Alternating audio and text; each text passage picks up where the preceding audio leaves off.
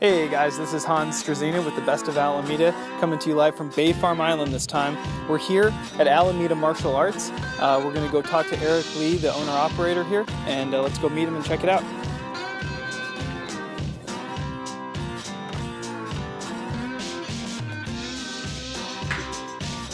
All right, so we're here with Erik Lee. Thank you so much for sitting down with us. This is Alameda Martial Arts, and Erik Lee is actually the inventor of LockBoxing. So he's going to tell us a lot about what that means, and we're really looking forward to hearing some good stuff about it. So thanks for sitting down with us. Thanks for coming down, Hans. Appreciate it. All right, so why don't we just start with some basics. So Alameda Martial Arts, you've got 3 locations here. Why don't you give us a little bit of history and tell us kind of how you got started? Well, this is my 3rd location. We've moved 3 times, and this is where we are finally. Our initial locations didn't work out nearly as well as this one.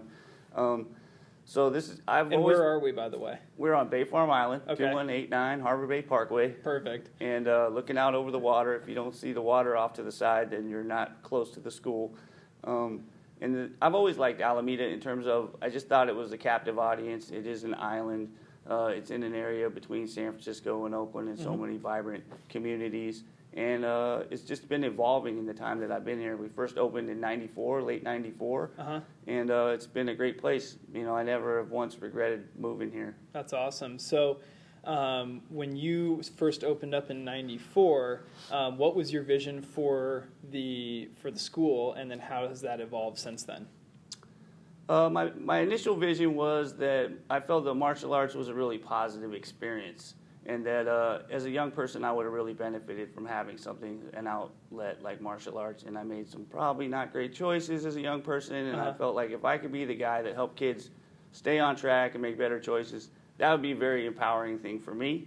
I really believed in the association that I was affiliated with at the time, and I felt like they had a really good system and a good approach to training. And it just felt like if I could accomplish these things, promote my association, work with young people and whoever else is interested, and get to train all the time, because this is what I love to do, that was a win-win, especially if I could have it pay my bills at some point. So with all those boxes marked, I felt like it was a go. So it not only was just a means to an end and something, but it's something you're clearly passionate about and then teaching others about as well. Exactly.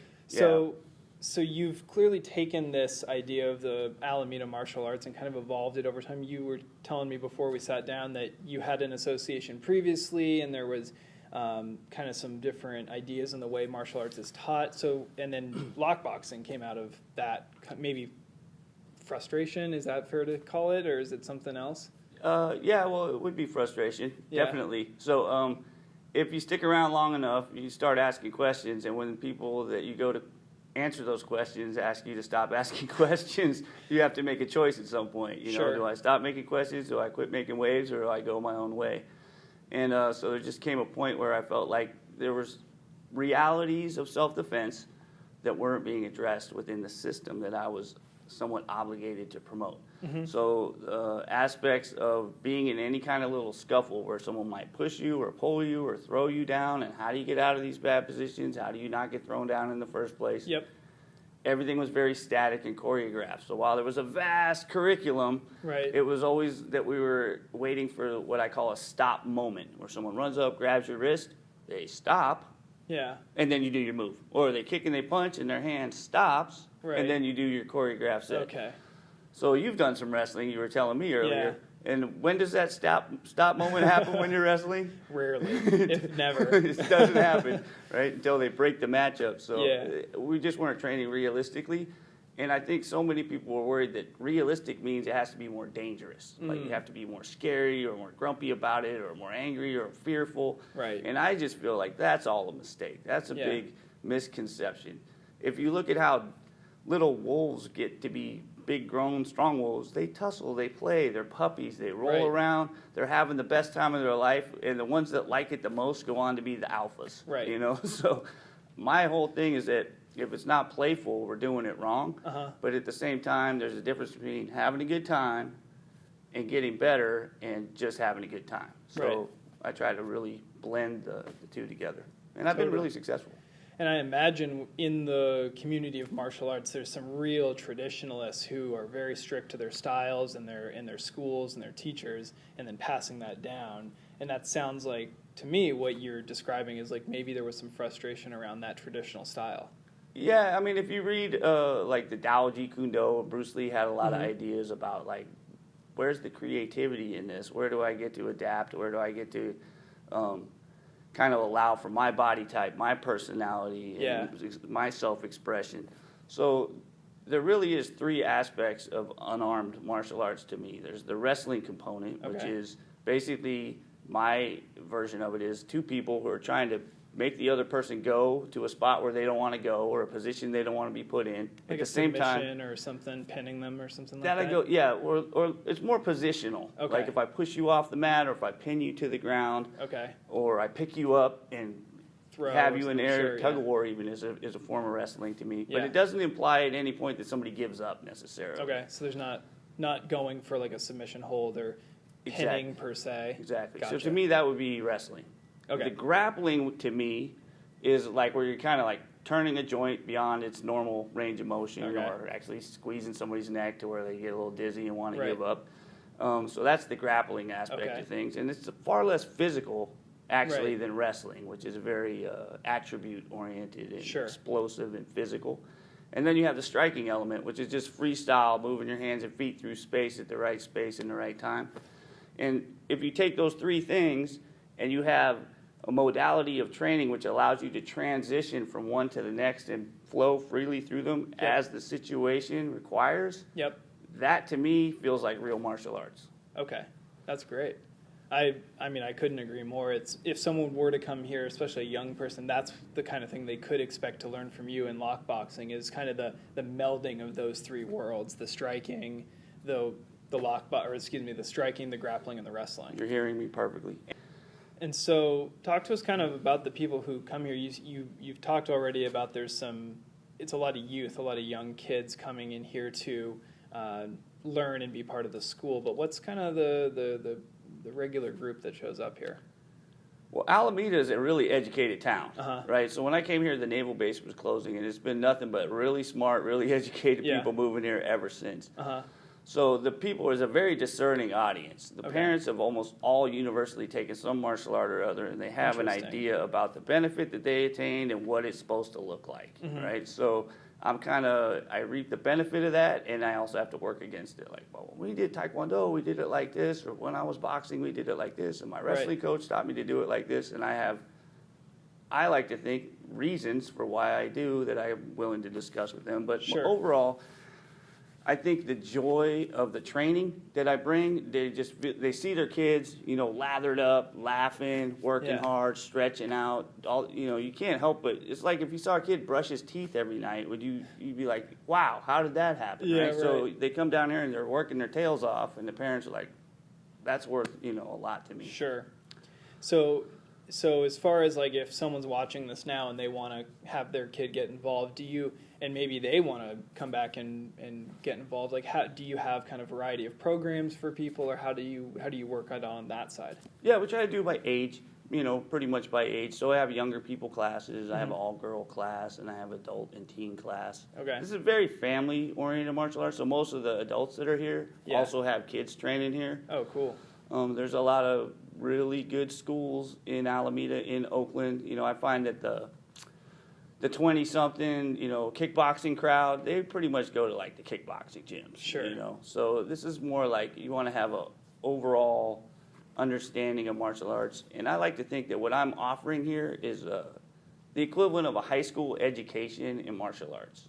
Okay. So if you go through high school, you're going to have been exposed to different curriculums from history to math, science, etc. And after that, you're going to be able to decide, well, you know what? I think I really want to be a musician. I want to be a scientist. Sure. I want to be a teacher. And that's what I'm hoping to offer the kids as they come in here. They come in here, they get an overall feeling for what's out there in the martial arts. They understand what it takes to perfect different aspects of those things. Yeah. And then they'll know. They'll have a good foundation, an appreciation for being athletic and making good choices, and concentrating, being respectful, and Uh-huh. working with other people, and empathy. You have to have a certain connection to work with people in martial arts, because some of what we do is dangerous. And if Yeah. you're just out to lunch, you're all pumped up on your own ego, nobody wants to work with you when you're hurting people, right? So it helps people evolve in a way that I think is very unique, that you won't find in every sport. So talk to me kind of about 94, you opened the first location, and are you from the island, or did you transplant here? I'm one of the transplants, so you don't have to.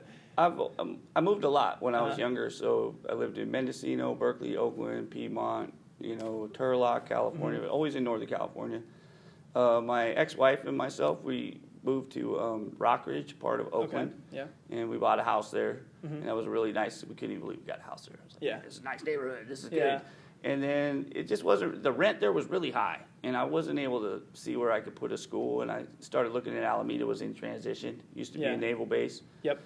And there was not a lot of thriving community, but I was like, I just looked at the geography of where it was. I was like, man, there's no way this can't take off. This is going to be a good city to have a studio in, a school in.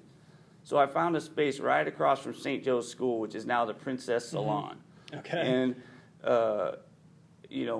my brother-in-law, the whole family got together. We gutted the place. We cleared it out. We put the carpet down and, put the mirrors on the wall. And it was like, okay, let's see what happens. I'll stand out front. And my first student that signed up, Sandra Carnero, it was just in here last week. She still trains with me to this day. Cool. Yeah, she's awesome. My #1 student. So you saw a community in transition. You saw a real opportunity to come in and be part of that transition, it sounds like, and provide something interesting and unique for people in this community. Exactly. And being right across from the school was fantastic. I believe it. They were walking across from the school taking classes, and everybody seemed really grateful. They had a policy there. I don't know if they still do. Like, the kids can't even run on the playground. Oh, really? So you got a kid in school 8 hours a day, can only run when you blow the whistle. That's a lot of pent-up energy. So the kids are grateful to have somewhere to just kind of go crazy and blow off some steam. Let it out, totally. I can sympathize with that. Being an athlete myself growing up, I needed that recess and that time to get it's just as important as run anything. Around. Totally. So 94, you opened the first location. You've pretty much stayed in this community ever since. So what, we know what kept you was kind of that transition time, or brought you rather, but what's kept you? It's a really nice place to live. It's like Mayberry here. Yeah. It's like, hey, Bob, hey, Joe, how's it going? Mowing the lawn. I mean, and then I've been here long enough, I get a lot of this. I was like, hey, sir, people recognize me, and old students come back and they say hi, and they send me Facebook messages, or I see them in the store, and the kids get the big eyes, and I'm like, I get that celebrity thing. So totally. I could probably recreate that if I moved somewhere else, but it kind of just seems like it's growing, so it kind of feeds me, Exactly. I do have that little bit of like, I kind of like that, rock star status in the community, and it's been entirely positive community. I don't have any regrets being here, and it seems like it just keeps growing in the right direction for the most part. Definitely. What do you think? We talked about this earlier. A lot of people are, maybe aware of like how violent wrestling and grappling and that sort of thing can be, and they may not want to be part of that. Is there a misconception around violence and around specifically what you guys do? Do you feel like that you have to kind of have a hard time combating, or how do you, combating, but how do you kind of approach it in that regard?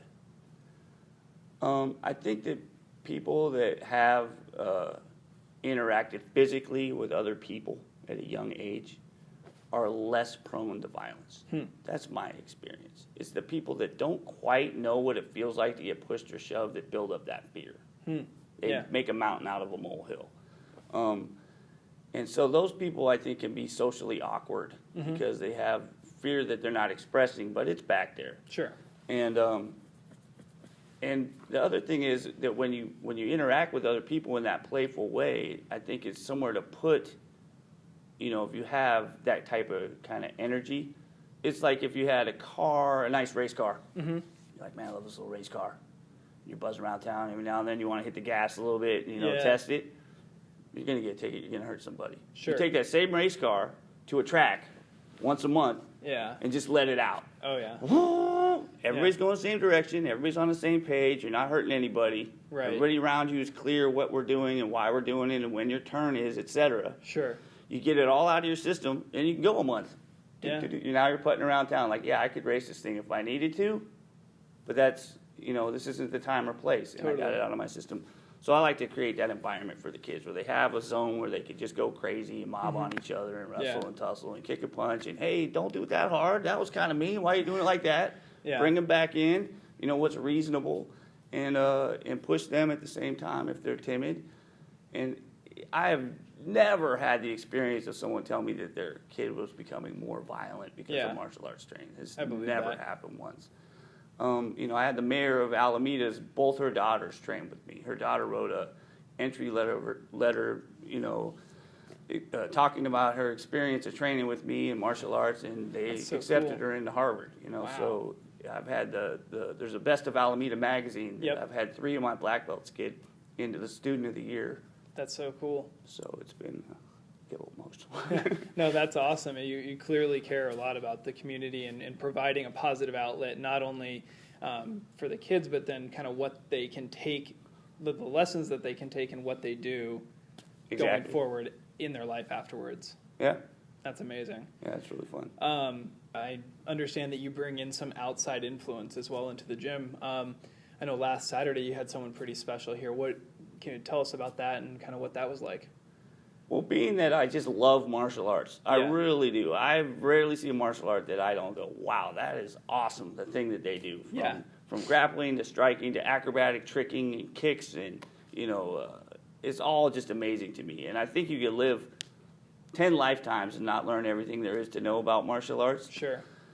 And I'm curious about them, and I know I can't teach everything as well as somebody who specializes in this or that. Right. For me to say that I know everything better than everyone is just not true. Sure. So if I have an opportunity to bring in, world-class kickboxer like Benny the Jet or Urquidez, and he comes in here and shows a real interest in my students and give me the thumbs up at the end of the day, like, hey, I like what you're doing, I like how you're doing it, I like why you're doing it. Yeah. That's like the biggest pat on the back for me in front of my students, get the thumbs up from him. They learn from a guy you can't get a more pure source of like what's the actual right way to do all of this. Right. So they benefit, and plus they get to see how he moves through the world and what kind of person he is. He's an absolute personification of what it means to be a martial artist to me. So for those of us who don't know Benny the Jet, why don't you give us a little bit of background on him? He's the reason we have the word kickboxing. Okay. So he's an undefeated kickboxing champion, 63-0, 57 knockouts, traveled all over the world. If you Google him up and look up his fight reels, and he's been in Jackie Chan, he's been in over 60 different movies, fight choreographer. I mean, you couldn't be a more legendary guy than that. Rock star status, like Elvis level rock star status in the martial arts world. But I also bring in grapplers. So if I could get Denny Prokopos, who's a 10th Planet EBI champion, which is a grappling style submission-only tournament, to come over here and work with my kids, I will. I'll have just a college-level wrestling coach come in and work on double-leg takedowns, brawling, cross-facing, and get the kids drilling in a way that their wrestling comes together better.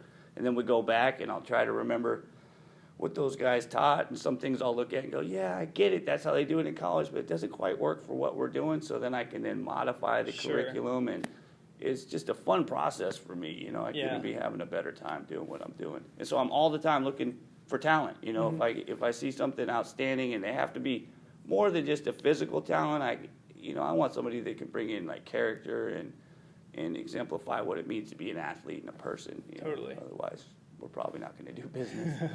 That's awesome. I love that there's an opportunity for all ages and sizes in your school for people to come in and try it out and grow with it as they grow and they progress and their skills improve and maybe they hit their growth spurt or whatever. Yep, right. Whatever You'll see a kid that used to be able to touch his toes, no problem. They'll hit that growth spurt, and now they're like this far from their foot, trying to reach out. Like, what happened? So completely. Well, Erik, thank you so much for sitting down with us and going through the school and kind of your background and where you want to take this thing. Is there anything else you'd like to share before we sign it off? All this has been made possible by my partner, Maria Young, Uh-huh. and she's behind the scenes helping me with all the advertising and marketing and helping me with enrollment of the students and filling in classes if ever I need it. And I'd like to say one of the things that I think sets my school apart from the other schools is I'm the guy teaching the classes. You know, I've been teaching 3 to 5 classes a day, 5 to 6 days a week for over 20 years. And you can find a lot of guys with a lot of experience, but you'd be hard pressed to find somebody with that much experience. Uh-huh. And so if you're looking around, you're not sure, please come down, give us a try. If you like what you see, we'll take it from there. And if you don't, you'll be able to make an educated opinion or guess where you want to go next. Completely. Well, Eric, thank you so much. Thanks for everything. That was super fun. Hey guys, hope you enjoyed the interview with Eric here on Bay Farm at Alameda Martial Arts. We're going to link to his Facebook page so you can check him out in the description of the video. And like, comment, and share on the video to enter yourself for a free week of lessons with Eric himself. Until next time, this is Hans Struzina with the Best of Alameda, brought to you by East Bay Home Company, signing off.